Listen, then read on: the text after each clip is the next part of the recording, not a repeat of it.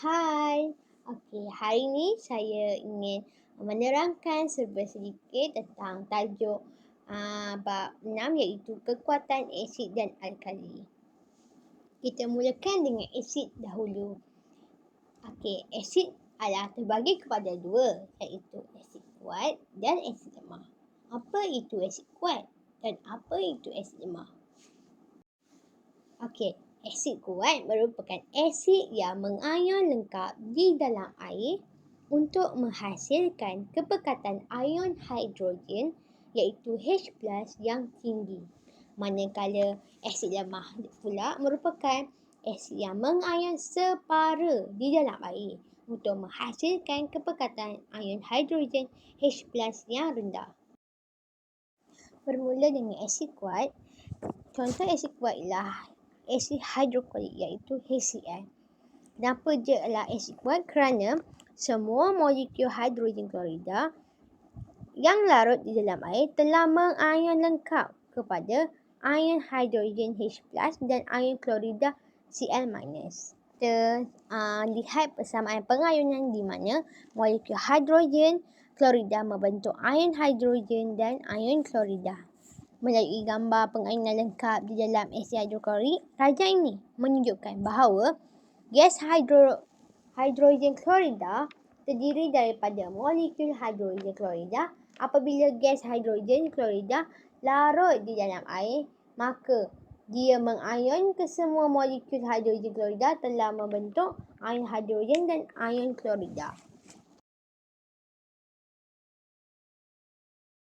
Kita beralih pula kepada asid lemah. Contoh asid lemah ialah asid ethanoik iaitu CH3COOH merupakan asid lemah kerana molekul asid ethanoik mengayon separa di dalam air. Dalam persamaan pengayunan, molekul asid ethanoik dia menunjukkan anak panah berbalik kerana pengayunan dia adalah separa dan mengayon kepada ion hidrogen dan ion ethanoik iaitu CH3COOH.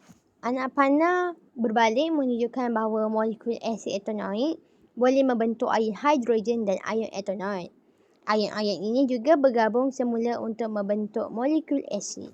Dalam erti kata lain, daripada 100 molekul asid ethanoik, hanya satu molekul asid ethanoik yang mengayon kepada ion hidrogen dan ion ethanoik. Selebihnya masih wujud sebagai molekul asid ethanoik. Beralih pula pada tajuk alkali pula. Alkali juga terbahagi pada dua iaitu alkali kuat dan alkali lemah. Alkali kuat ialah alkali yang mengayon lengkap di dalam air untuk menghasilkan kepekatan ion hidroksida yang tinggi kerana darjah pengayunan alkali kuat di dalam air adalah tinggi. Alkali lemah ialah alkali yang mengayon separa lengkap di dalam air untuk menghasilkan kepekatan ion hidroksida OH- yang rendah. Maka, darjah pengayunan asid lemah di dalam air adalah rendah. Kita akan beralih kepada alkali kuat. Contoh alkali kuat ialah natrium hidroksida yang dikenali sebagai NaOH.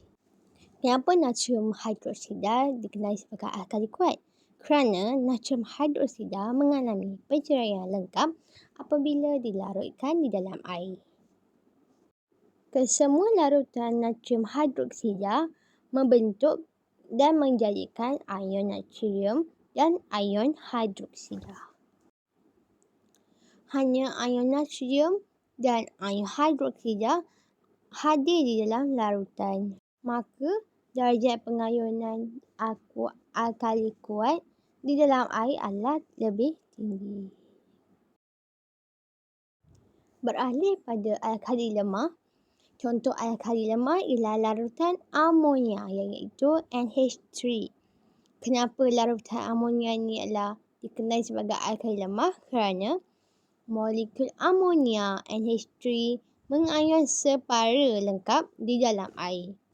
Mari kita lihat pada rajah pengayunan separa di dalam larutan amonia. Gas amonia bercampur dengan air dan menunjukkan anak panah yang berbalik iaitu dengan pengayunan separa. Dan dalam erti kata lain, daripada 100 molekul amonia, hanya satu molekul amonia yang menerima ion hidrogen dalam molekul air. Maka hanya sebilangan kecil ion hidroksida yang hadir di dalam larutan. Okay, now kita pergi kepada perbandingan nilai pH iaitu antara asid kuat dan asid lemah. Okay, yang first kita dah sedia maklum iaitu asid kuat dan asid lemah dengan kepekatan yang sama mempunyai nilai pH yang berbeza disebabkan kepekatan ion hidrogen H+ yang berbeza. Contohnya, kita tengok pada nilai pH asid hidroklorik iaitu 1.0 mol, DM3 iaitu ialah 1.0. Nilai pH asid etonoik ialah 1.0 mol. DM3 ialah 3.0. Yang kedua ialah asid hidroklorik ialah HCl, ia dikenal sebagai asid kuat. Yang ketiga, asid hidroklorik mengayun lengkap di dalam air untuk menghasilkan kepekatan ion hidrogen H+ yang tinggi. Nombor 4 pula, asid etonoik adalah asid lemah. Yang kelima, asid etonoik mengayun separa di dalam air dengan kepekatan ion hidrogen yang rendah. And lastly, nilai pH asid hidroklorik rendah kerana kepekatan ion hidrogen H+ yang tinggi. Berakhir sudah penerangan saya pada hari ini. Cukup sampai di sini saja penerangan saya. Bila ada kesalahan, mohon dimaafkan. Bila ada perasaan, mohon diungkapkan.